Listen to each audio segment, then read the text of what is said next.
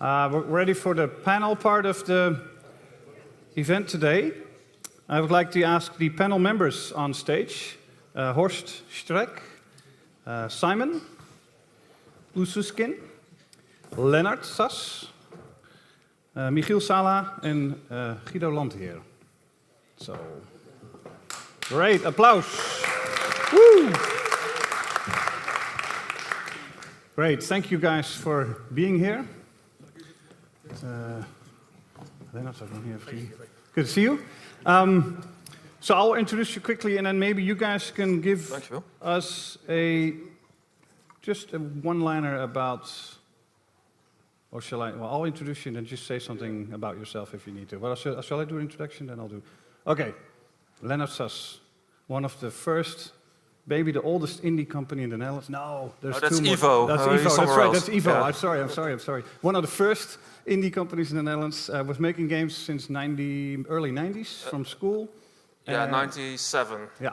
As the official start. And basically started the game already while you were students, I think, building it. Yes, we did an internship at Epic Games with Tim Sweeney and there you go. Cliffy. There's the link with. That's how it started. Excellent. Well, and today you run a studio in Delft, and you guys just released Age of Wonders, which 2 or 3, I forget. 3, yeah. 3, which was a remake or not a new version of one of your first games that you built. Yeah, we self-published that. Yeah. Excellent. Horst, we just we know you now as the chairman of the Dutch Game Association, but you also are one of the co-founders of the Juda Games. Yeah, the Juda Games studio. That's correct. And you also do gamification. Right now, I do gamification. That's correct. Excellent. Yes. And you've been part of the game industry for at least 10 years. Too long. Yes. But still fun.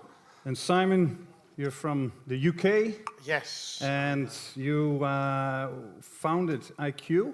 I did, yes. Yeah, and you already were working in the game industry before, and you have an outside perspective as a Brit on the Dutch industry. Plus, can you just summarize what IQ does? IQ helps online and mobile game developers grow their games to be great ones, and we do that by providing performance marketing and analytics products and services. So kind of like business intelligence, and you help with acquiring users. Yeah, right. Exactly. Excellent. Thank you very much. Guido Landheer from the Ministry of Economic Affairs, involved in all sorts of economic activities. You get to see lots of different sectors. You're part of the top sector initiators. And what is there anything that you would like to add? That's me. Thank you. Yeah. Okay. Perfect. Huh? Yes. Great. Michiel, Little Chicken Company. No, that was it. That was it. Yeah. I'm just making sure that if I forget something, Michiel will add. Also, well, you guys have been around for at least 12 years. 2001, been making entertainment games, ad for games. You used to be the experts on virtual games. Then you moved into the applied gaming sphere, and now you do entertaining applied games. They should be entertaining, but yeah, no, that's a correct summary. Yeah. Okay, great. Thank you for being here today. Well, now we get the panels. The panels have, we have 3 panels with one key question that came up out of the panels. Can maybe Joris, Alice, and Louis come up and just briefly explain what the main subject is that you'd like to discuss with the panel today? Yeah. Okay, so for our panel, very briefly, we've been talking about a lot of things. We've been talking about ethics and discovered that all the game developers there want to make games as addictive as possible because that's a sign of quality and that's what we should do. And how ethical is that? And how ethical is that? There was also a talk about how we approach game design, and we could use more methods, but not enough to kill creativity. And we should have specialists that can work in a team with other specialists. That's basically the gist of everything that we saw. But the real question that arises from the workshop is that looking at the developers, as I said, there's a lot of quality developers in Holland already, but we don't reach our full potential with the people that we have, and we like to know why is that so. Yeah, excellent. Thank you very much. Okay, Louis. Yeah, we'll do 3 questions and we'll do them all. So here we go. There you go. Entrepreneurship. Yes. thanks everybody in the entrepreneurship workshop. We were with 47, which was a big group, but we got a lot out of it. The notes are still upstairs. I'll take them with me. So a few statistics: 47 participants, 50% of them were entrepreneurs. 10% want to be an entrepreneur. 0.5% never want to be an entrepreneur. This is but what we're IQ still does, in the right? workshop. And we had the rest was not entrepreneur. Very interesting that 30% said they actually need help at the moment in their business, which is great for the platform, of course. And 15% of them know what ClickNL or the top sector creative industry can actually mean for their business. Okay. So there's some evangelization to do, I think. So the 3 killer ideas that came out of it. 1 related to sales and marketing was to build a knowledge platform for sales and marketing. The second one is on another piece of paper. Was the winning idea is, the winning need is how can we bridge the gap between capital and investors and great, brilliant, creative game companies. Excellent question. Thank you very much. Awesome. Great. And Alice? So, I brought the everything. key question. The key question. Yeah. Well, we really had a lot of topics to discuss, and I want to thank everyone very much. And I will work on it and to get it on the platform. But the key question is how can we? Sorry, I'm combining 2 now. Yeah. It's okay. How can we let entrepreneurs ask the right questions to scientists in a way that they both will be receptive to the question and the answers? Excellent. Thank you very much. Awesome. All right.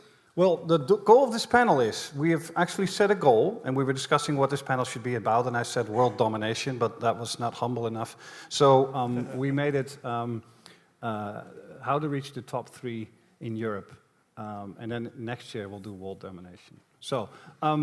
So guys, here, this is what we're going to talk about. Some of you have been in the game industry for a long time. Some of you come from the outside. We have government on the table. So this is really a good opportunity to discuss. Leonard, how do we reach at least the 3rd position in Europe, at least beat the UK in terms of turnover, lots of people working, making money? How are we going to do that in the next 3 to 5 years? Oh, wait, Okay, I'm actually thank doing you. a double. Yeah, well, it's a very big question, of course, I know, if I know it. Small answer. Yeah, well, if I look at the Netherlands, I see a lot of cool indie games. I see a lot of companies that are a little bit bigger. Yeah. But if I look at the games that are really at the top in terms of revenue, those games have a certain stickiness. They have a turn of lasting appeal that a lot of Dutch companies I don't think seem to chase.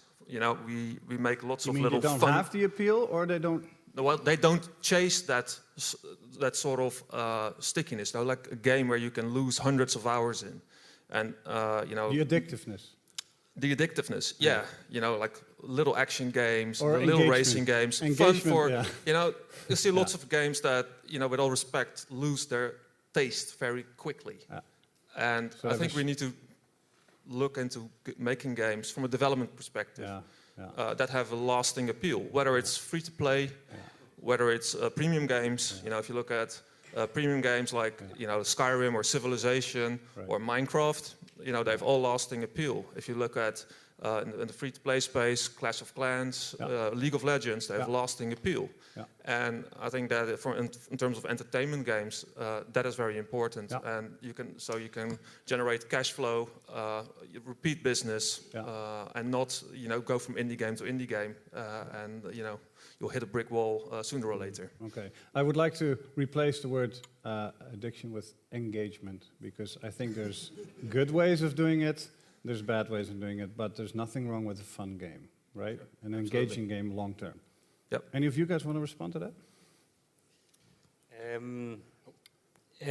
Yeah, also, I had a discussion with Mark Overmars and with some other people about what is the problem? Why aren't we 10 times as big? Yeah. And the question, which is also, I guess, for Little Chicken, we're 28 people and we are creative entrepreneurs. We love what we do. We love creating games. But really finding the market, making everybody talks about a business model, but taking the ride, taking the abuse, and really doing that, that's difficult. And if you look, I think we have now 23 schools that teach you to build a game. At least. But how many schools are there into basically, where is Nijrode in teaching you, okay, to be an entrepreneur in gaming? And if we have, basically they're none, or they're very small. What did you go for the school for? AO? Yeah. You're one of the rare. Yeah, and my brother was gaming, and I see Simon or Guido. No, in general, I would like to add that I think first thing is to have the best products, and I can more tell you something about in general. The top sector approach, maybe it's good to say that's something it's designed by the Dutch government for the earning capacity of the Dutch economy, together with solving societal challenges like climate, health, and things like that. I think that's a comparative advantage for the game industry here. It's also the link with the other sectors. There are a lot of examples, also the link with gaming, with the life sciences, the link with logistics. I think that is a competitive advantage here in the Netherlands. So you have to put all your innovative strength on that field, and you do it together with the research institutes. And the second point is you have to sell it to other countries. I think Germany is a very important country for that. I think you're doing a great job, for instance, by mission to the DMAXCO, I think that's the name. So focus on innovation, so your product is good, and sell it to other countries. That will be important also to be in the top 3. Yeah, thanks. Yeah, and Simon, there's actually 2 questions now. One is what we initiated, and the other one is the subject that Leonard triggered. So go ahead. What would you like to say? Well, may I thank you for hosting this event in English, or at least the panel. Yeah. I actually think it starts at the question. I would love people here to be less humble. Why aren't we talking about how we can be the number 1 in Europe? And I think that goes in some part to the heart of the potential issue of ambition. That, and it ties in with a lot of the thoughts and comments that you just said about, I think one is that maybe game developers potentially start with building games that they love, and I think you have to have a passion about what you do. Yeah. If you don't have passion, it's going to be very difficult to be successful. But have you thought about the market first, about what you think the market will want? Do you understand, and have you thought about which demographic you're going out and building a game for? And that's the very, I think, one important factor about the starting point. Mm-hmm. And the second, I would completely back what Michiel says about, guys, we have such an amazing creative talent. I've been living here for 8 years, and it's fantastic, the people that, and the education that we provide to students. But my God, do we have a relatively poor entrepreneurial culture that encourages people to take risks, is not fear of failure. And I think that in part is an explanation as to why we have not achieved what we can achieve as a country. Is that unique to the Netherlands, or, I mean, how would you compare that to the UK in terms of 2 things, education and entrepreneurship, combining it with creativity, and the other one that you just mentioned is fear of failure, which is an interesting one. But I think England 10 years ago is a very different place to where it is today. Yeah. I certainly think when I last lived there certainly, for example, was not the government support that there is today to the games industry and to the creative industry as a whole. It's good to know the UK used to be one of the leading nations game-wise with America and Japan, and it's known for the big studios that grew in the 80s and the 90s, but apparently there's a very little of a startup scene. I think it's because it had a huge problem, and that's the island mentality coming through as well, making the change to seeing what was going on in the world of games and in the world industry, and making that change not only in terms of business model, but in terms of console to online. Yeah. We were slow. Yeah. But if I look at it today, I'd say that there's some very exciting companies, some very exciting schemes, government initiatives to encourage startups to take risks, etc. It's a very different scene. What I've noticed, we have a lot of startups from schools because that's where we get our new blood, and that means the average age of the startup is 23. And in the UK, you see a lot of startups from people who've had a career in the actual big industry, and they're by age 35. and they start then, and they have a total different mentality. For them, talking to an investor is very logical, because they know they won't be able to make it without, and that's interesting angle. Yeah. I think one point is in the Netherlands in general, 10, 15 years ago, we were at least, at least entrepreneurial country in Europe. If you see now, we are one of the most entrepreneurial countries in Europe. But the problem is that we have a lot of self-employed people, and they are not willing to take the risk to make the next steps to become a bigger company. And you see that in terms of, so the startup phase is not the problem; it's getting to the next phase. Exactly. Okay. Huh. All right. And so one more question: why is that? Why is that in the Netherlands? You have some people here, maybe. That's something about mentality. Second point is also that people like to be free. Yeah. It's a mentality, entrepreneurship. If you have a lot of employees, you're not free anymore. And there are some people say there are also some governmental hurdles. I see. Lennart, I saw you. Let me start with Lennart and then Horst. Oh, Horst didn't have a moment yet. Go for it, Horst. Go for it. Well, he was waving at me, so he's so excited to say something. So, well, go ahead. No, I'm not excited to say something, but no, Lennart, yeah.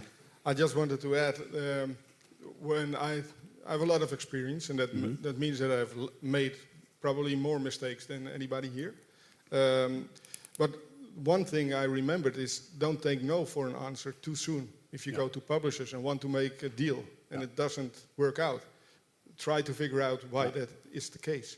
We did it with Juda Games and improved our games, and finally all the doors of the publishers opened, but not by knocking on it one time, but most of the time 4 or 5 times. But they will open eventually. Yeah. Lennart? Thank you.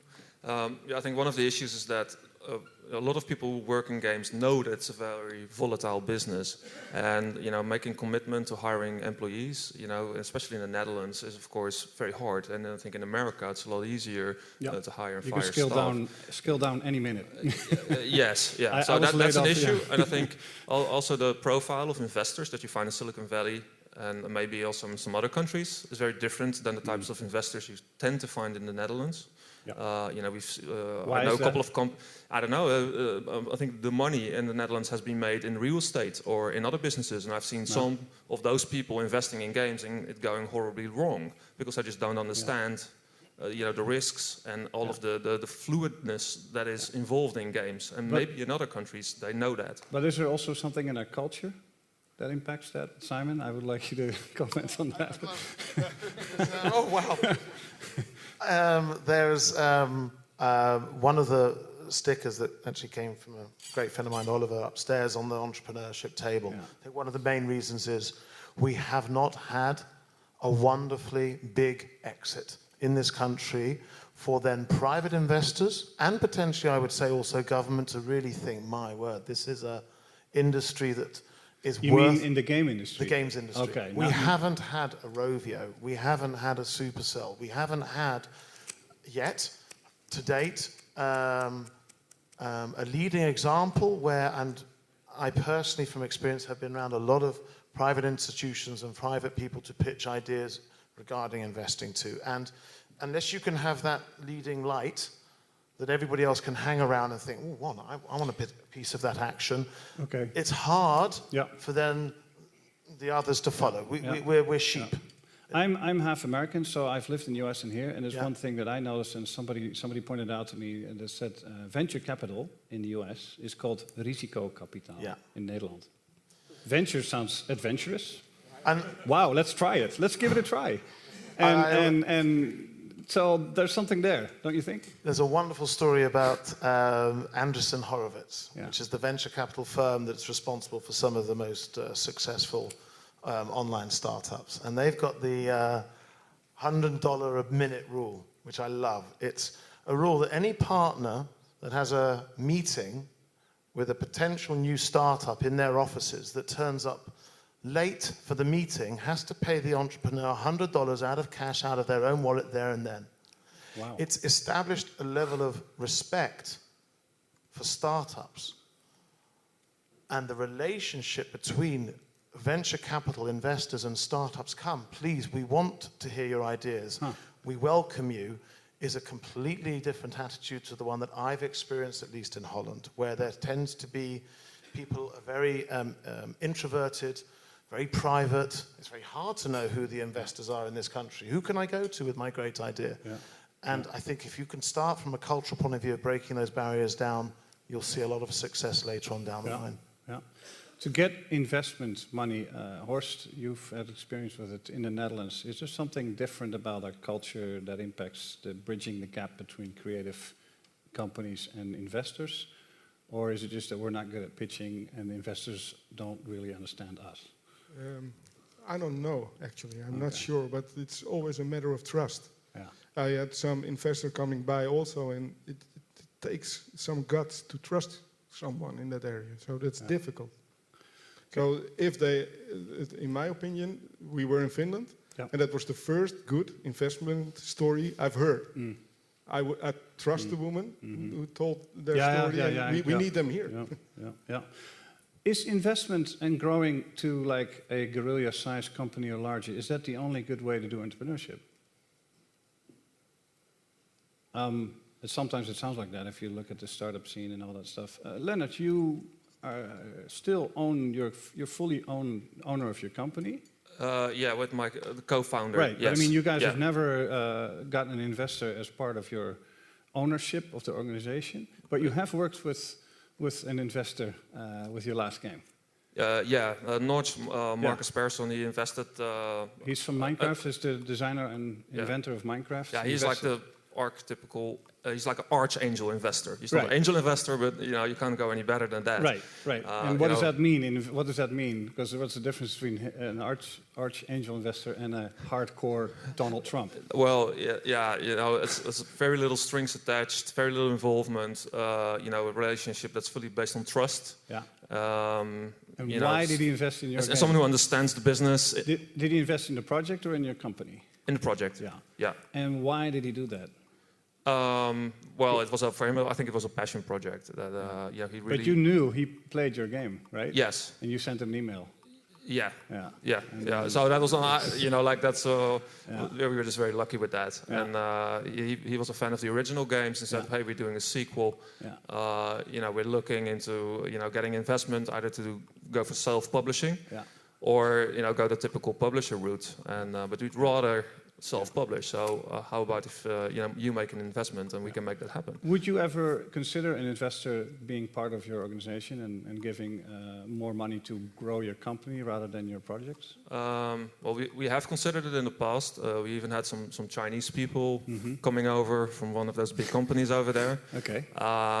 The closer we got to any types of very serious discussions, and they got a bit serious, the less comfortable we got, basically. It is a very close relation, especially with a company like that, with a different culture.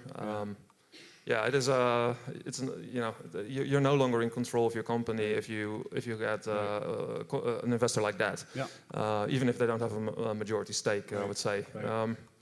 So if I have a choice, I would always stay independent.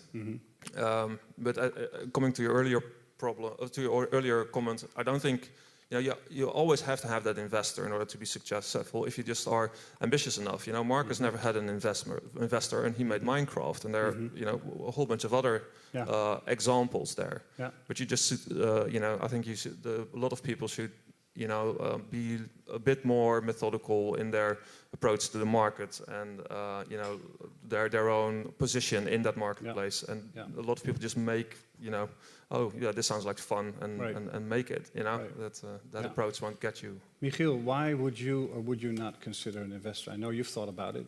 What's your view on it now? It depends. If you are in the business of applied of serious games, which is still a lot of a work-for-hire business for most studios. Yeah. If you put business to business, basically. It's business to business, and generally sense, I guess you would say you could grow in the Netherlands to a studio towards 40 people.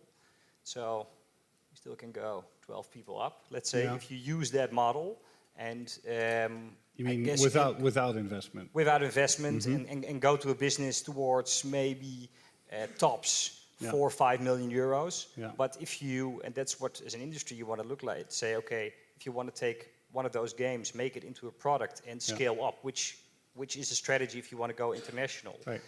Then that step is going to be, that will take some investment. And the question is, as an entrepreneur, is that what you want? Yeah. And of course, a lot of studios I know that said, okay, we're great with 10 people, we're great with 15 people. So is that part of your DNA? And most, let's say, founders of studios that I know come from a creative background. So that combination of saying, okay, this is the ambition that, well, maybe it grows over time. Yeah. I think in the whole story about the top 3 position, I think in a way this whole applied gaming field is in a much better shape than it was 5 years ago. Yeah. In that sense, it's getting so maybe we are. Would you want to be the next Dutch guerrilla games of serious gaming or applied gaming? Like, why would you want to grow to 200 or 300 people and be the dominant? Great. Be the dominant primate. That's what we all Something want, right? like that. No, but build 20 applied games at a time. Well, what you want to do is you want to make games that have an impact, which is a little bit further than just entertainment. Yeah. So you want an audience, and basically you want to make a dent in the universe. Yeah. So it would be great to have an international hit or have your game really be implemented. And how this, I guess, applied serious game industry was built up is with a lot of experiments, one-offs, and there wasn't enough time to develop it. And of course I want products which really, can we really do something against obesitas? Can we really teach people? Can we really use that full potential? Which on, let's say, on the substance we have to figure out, and also on the business side. Yeah. But of course. Guido, what's your view on investment, growing, and small startups? A little bit about investment. What you're doing, most of the people here are entrepreneurs or maybe investors. Yeah. As a government, we don't have to do business or to invest. What we can do is to help and to facilitate. There's a program, Seed Capital, is that if there are private investors and they would like to set up a fund, and the government could help with that, and also give money at maximum of 5 million euros. So make it much bigger. Yeah. Also in the sector, just to invest. I know there was an initiative last year. Yep. It's a disappointment that it didn't succeed. But I would like to stress it's still there, so you can make use of it. Right. Okay. And one more question, because you see a lot of different sectors. Are there any sectors that you think we could learn from in the way they deal with investments as a creative industry? Because we're a creative industry. But is there anything that you think, hey, look at those guys, how they're doing it? Like, for example, I don't know, industrial design or fashion or anything that you... In this sector, I don't know. I know it's a bigger problem in the Netherlands. Yeah. The private investment and also private equity, it's bigger. Because in the Netherlands, we are very dependent on banks.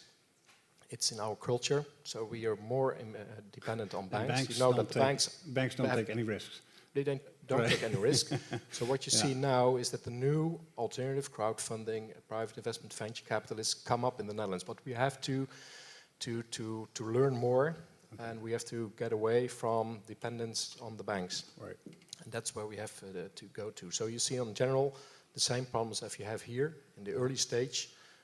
Financing, you see it everywhere in all sectors. Right. And I want to stress again, there are possibilities for guarantee schemes, for risk capital or venture capital, for the government. So contact the government also if you would like, as an independent company, if you would like to have private equity or loans, the government could also help in guarantee scheme. Excellent, wow. And moving from that to research, because we talked about research as well, how to make the entrepreneurs ask the right questions to researchers, but the other way around as well. What have you guys, has any of you, from a company point of view, worked with researchers, been part of a research project? I know you have a little bit, Michiel, I know, but what's your opinion on how those two worlds that we all know are a bit too separated, how they can be brought together? Well, in the world of applied games, of course, you need evidence. Validation. So you need scientific validation, you need market validation, because we make big assumptions and there needs to be proof under there. Yeah. as a small company, it's in that sense, it's complicated because, as we all know, on any scale, developing games, there is not a lot of time, there's not a lot of money. So also that process that, okay, on a demo we need proof, on a prototype we need proof, on all those. And the iterations are too long for on the iterations. And maybe in the past, or at least on our side, we were too much not proactive in saying, okay, we have an assumption about a great product which can do something, which is, and then finding the scientific world to help us instead of, oh, right, you are a Promovendus, great, how we can help you. So, and also the balance in if development is 10, should the validation then also be 10? Or, and I think we need to find that, but it's a delicate subject. Leonard, have you guys ever worked with a researcher or have them analyze your company or your games or your methods to help them with their research? I'm trying to think, but no. I think at one point we had someone from Sintons coming by doing one of those company checks, that sort of thing. But we did talk to some universities who wanted to, you know, sniff around in our processes and research that. Said no, that will just cost us time. So no, no, thank you. What sort of mess it is? You guys have built your own. Do you run on your own engine right now? You guys use your own engine? Yeah, we still. So you guys have developed a lot of stuff in-house. Have you ever used research from other people, like Arno? Has he ever? Of course, whenever we make a decision, we do research. But I mean, okay, you Google, well, but I mean, also sometimes, you know, we research, we read papers on I mean, do you universities use fundamental and whatnot. But actually, university, to go to university and talk to people there on their ongoing stuff, no. No. But I'm sure, I mean, I'm almost sure that in all those 15 years or 25 years you guys have been around, you guys have read a paper. Have you ever read a paper? I just said that, Oh, that's what you meant? Yeah, we do, Oh, you do research, so you find research, and you Google, and then you find we have been in touch with the technical university on some subjects. We also had some grads doing research on a particular part at our company to look at some things, but actually having a close working relationship with the university, no, that's not me. What would be for you an ideal working relationship? The thing about the iteration is a big one. I used to be on the advisory board with Arjan Broussais from Guerrilla Games for Gate, and he said the biggest problem is our iterations are too fast for the research iterations. And so we were kind of looking at this to get it synchronized. It's getting the research in the institution synchronized with the research in companies, and that was a big issue. Any views on that, or any? Yeah, I totally agree with that. I've got an old friend, actually my old neighbor where I grew up, who went to live in the United States and doing bewegingswetenschap or something. So he was big into VR and at one point, but and then something like Oculus comes along and that just totally sets his research on up inside his head. So. Yeah. Horst, any views on that? Last, wrap it up, mister. Yeah, I looked at you and I thought you were there, and then I ignored you. No. What was the question? Go ahead. Research. Any view on that from a company? Not at all, and that's because of the speed of things. That's the only reason. We just didn't have the time. We got to release one game after another, make money with it. That's it. Horst, can you, maybe if I can interrupt, I know in the platform there's a very great opportunity if you have a research question about a game you have. That's one of the things the platform does, right? Yeah, exactly. That's what we're trying to achieve, that researchers get on the platform together with developers and get in contact with each other. And we also need to know from the platform what's going on. We don't know. So the platform will help there as well. Now, just to wrap it up, one question. The government has a lot of instruments, tools. I know because I work a lot with government, and I know there's a lot of instruments that we often don't know about in the game industry. So Guido can tell you everything about it. He just mentioned a few. Is there one thing that you think the government, and just to be one sentence, that you could give Guido tonight as like, is there anything else that you thought of that could be useful, that the government can do? Because some things the government is the only one that can do it, so. Continue, Well, there are two great instruments the government does. It's WBSO subsidy for game developer. Awesome. And if you make a profit, which we all want, your winstbelasting goes down 20 points. Perfect. That's a nice one, right? Good, yeah. So it should be standardized if you are a game developer. Standardized, okay. And what do you mean by that? It's automatic? Okay. Yeah, the WBSO, it's connected more to the innovation box that will. Okay. Yeah, we'll create entrepreneurship. Okay. Yeah. Perfect. Yeah. Short one. Yeah. Match funding like Tekes does in Finland. So if 500,000 comes in from a private investor in Finland, the government actually matches it. It's not just a protection of the investment, it's a matching so that the value is doubled. Isn't that what the thing is that you just Actually mentioned? double it. Yes, Yeah. so we listen carefully. Please spread the word, because then I don't think Well, people we are aware of will it. together. Yeah. Yeah.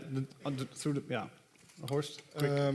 Easy, more collaboration, so we understand each other's world better. That is something that I would like. Okay. Yeah. I think certain efforts on incubation should shift more towards acceleration. Yeah. Okay. Good. Good points. Guido, a Very final good. close. Maybe one thing is that we cooperate very closely in what we call the Golden Triangle: researchers, the entrepreneurs, and the government. We need each other just to make be the number one of Europe. One final say to spread the word. Today it opened the MIT, the MIT-regeling. Yeah. It's the SME Innovation Top Sector regeling. 55 million euros. It's especially for entrepreneurs who would like to have vouchers, just to go to a research institute. Haalbaarheidsstudie. The feasibility study. Yeah. Just feasibility studies. Yeah. Just go to rvo.nl. You can read a lot of things about it. And I know that last year a lot of gamers used this instrument. Excellent, excellent. I want to thank the panel very much. So a warm applause for the panel. Thank you, awesome. And this kind of stuff we can obviously share on Drives. So also for you to know that Drives is something that you can sign up for today, even now. While I'm saying boring stuff, you can sign up. So thanks, guys. We're gonna move on to the next part. So we'll talk to you at the break. Ja, super. Ja, geef maar even. Ja. Dankjewel. Is goed. Hey, was great.